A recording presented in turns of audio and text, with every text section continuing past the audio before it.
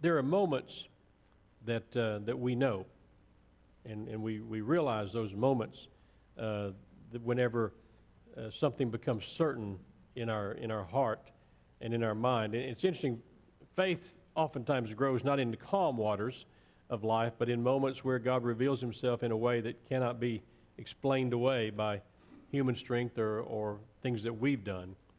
And whenever it comes to those things that we're certain of, one of the questions that probably comes to mind, even though it's not often asked, is, well, when did you know? And that's a good question. So I'll throw it out there a few times. Ted, when did you know Nancy was the right one? Caught him off guard there. You don't have to answer. I'm just messing with you. But think about it. When did you know that person, or even that career? My oldest daughter and her husband were at the house this weekend, and they always ask, what's your sermon about? And I always tell them, well, you ought to. What was my last week's sermon about? That's what I'm going to ask you. No, I'm just kidding. And I told him a little bit, and I asked. I said, Anna Rose, when did you know that Cole was the one? And she, well, we met for breakfast, and he poured coffee on his pancakes. And I said, and that was it, darling? And she said, well, no, it was the way he recovered. He realized the coffee dispenser and the syrup dispenser looked a lot alike. And when he realized what he had done, he looked at me and said, no, that's the way I like it. And she said, at that point, I thought, okay, there's something different here. But when did you know that the career, Tom, when did you decide that I want to be a CPA, no matter what? It's hard to think of sometimes. So you have to think back on those times. But those moments exist. They're real. Those defining moments. That when did you decide that you wanted to be a parent? Those that you had children. It was never right after you kept someone else's child, I can assure you. But there was a moment at some point where you said, maybe that's a good idea. And there's that defining moment comes oftentimes in our lives, and sometimes it isn't dramatic. Sometimes it's completely unforgettable. Every believer has moments like that in their faith journey as well. Not necessarily the day you become a Christian per se, but moments when you look back and think, well, there's no other explanation. Jesus really is the Son of God. I belong to Christ. And Matthew 14 tells one of those stories. It's interesting. Matthew's gospel is, for the most part, chronological. But this particular story right after certainly probably is. Matthew places it right after the feeding of the 5,000, this story of Jesus walking on the water. And we think back, we talked about, I think last week, John the Baptist had just been beheaded, murdered. Jesus was grieving and wanted to spend some time alone, but the crowds wouldn't allow that, and so they gathered, and of course the feeding of the thousands.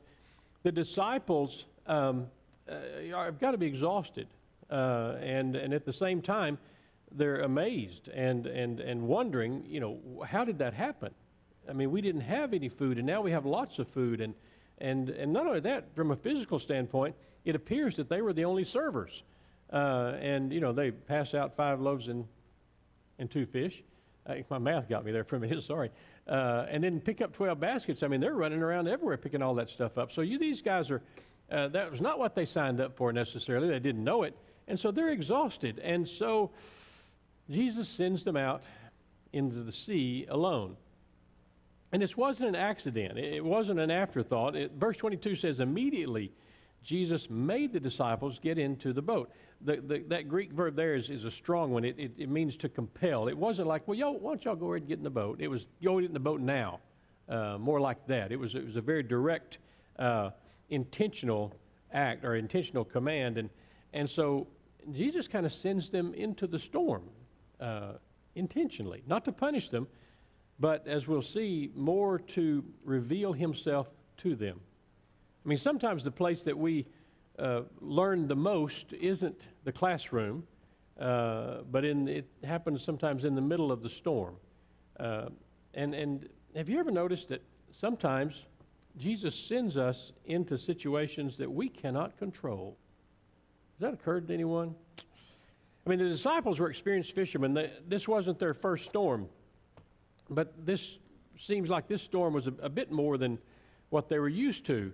And they were in peril. And those those things can come up quickly. We were actually on the lake yesterday, and some of you got the benefit of some rain, but we were on the east side, kind of in the Lucas area, and we had kind of pulled the boat up, and the little grandson was splashing around, and everybody having fun in the water, and you could see the wind coming across the lake as the whitecaps began to come, and you know, I did not panic. I'm not a panicker anyway, but I said, yeah, we'll be all right. It's going to be rough for a little bit. And of course, you know, we had other people in the boat that said, no, let's go now. And it does. But it's amazing, you know, when those things happen, even on a small lake like Lake Lavon, it can be really rough. And then the Sea of Galilee, as many of you know, is not really a sea. It's more like a lake. But when the wind comes down through a couple of those cuts in the hills, it turns that lake into a raging ocean. And so this was a storm that these fishermen's experience couldn't handle. And sometimes in all of our lives, there comes a point where experience isn't enough. Money isn't enough. Medicine isn't enough. Education isn't enough. Connections, people that we know are not enough. And life eventually introduces us into storms or compels us to go into storms that we can't solve, problems that we can't solve, things that we can't fix. Cancer, job loss, broken relationships, an uncertain future, or maybe even scarier than that, an uninspiring future, not knowing, you know, what's next. And those moments remind us that we're not nearly as powerful as we would like to think sometimes. I mean, you think of a GPS, it works beautifully until you drive into a tunnel, or if you're downtown area where big buildings everywhere, and all of a sudden, you know, it's just looking at you saying, you know, rerouting or no signal, and you don't know what to do. And it seems like sometimes from a spiritual standpoint, we're given to panic the first time we think that heaven seems quiet, whenever we don't feel like that our prayers are being heard, and that God is absent, and it can cause some stress and some panic. But Jesus wasn't absent in this case. He was on the mountain praying, and he knew exactly where those guys were. And sometimes God allows situations that expose our limitations in our lives and challenge our self-sufficiency, because, you know, all of us were you know, pretty much, we're American. We were born in a house that we built with our own two hands, kind of thing. I mean, we're self-sufficient. And oftentimes we discover that we need God's sufficiency far more than we need ours. And sometimes Jesus shows up then in ways that we don't expect. And the disciples didn't recognize him, and they think he's a ghost.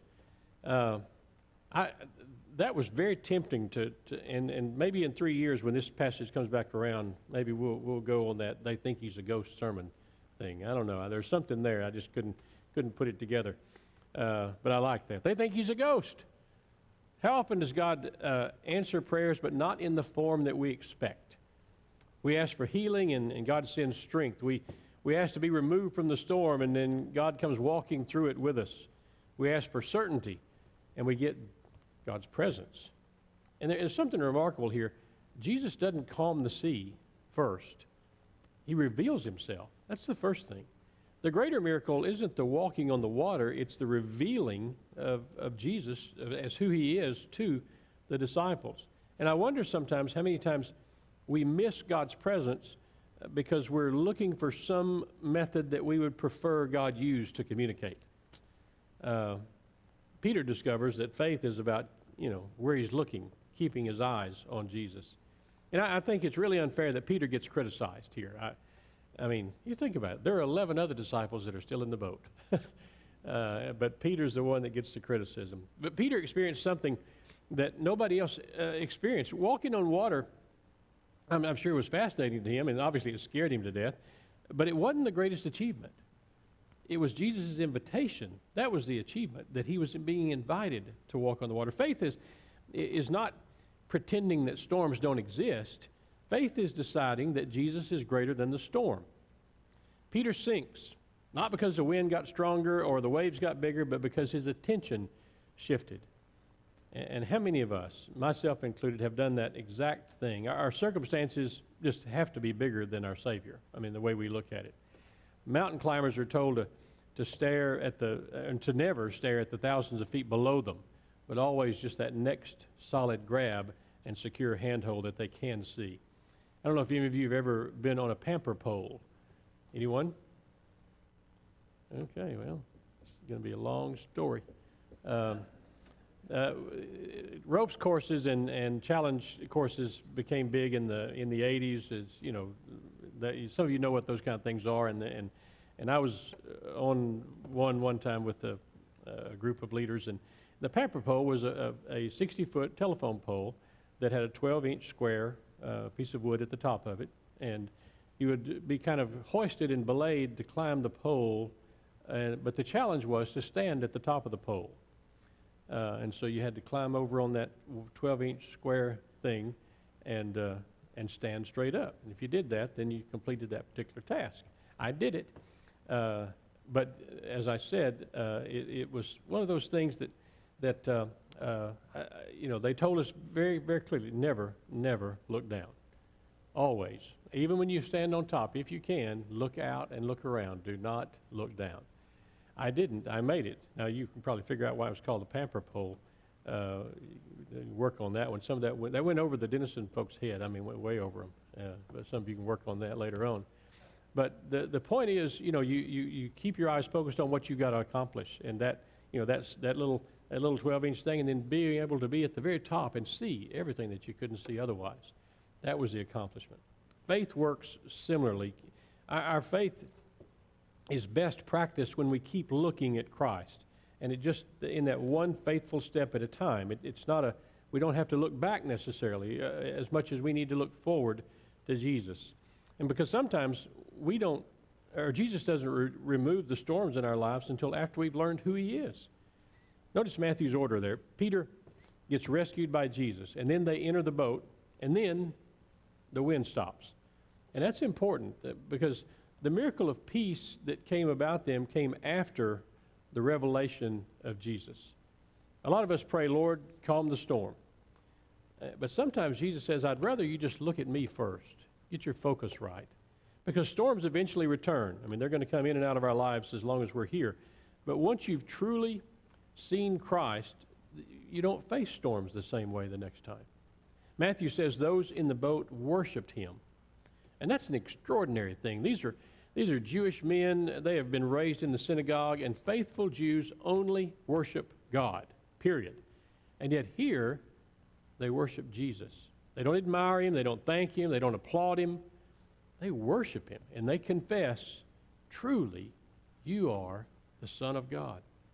And that confession really is the point of the whole story. It's not the winds, not the waves, not the storm, not the walking on the water, but the recognition of who Jesus truly is. Which begs the question for us, I mean, are there moments that we can remember that we say, truly, you are the Son of God?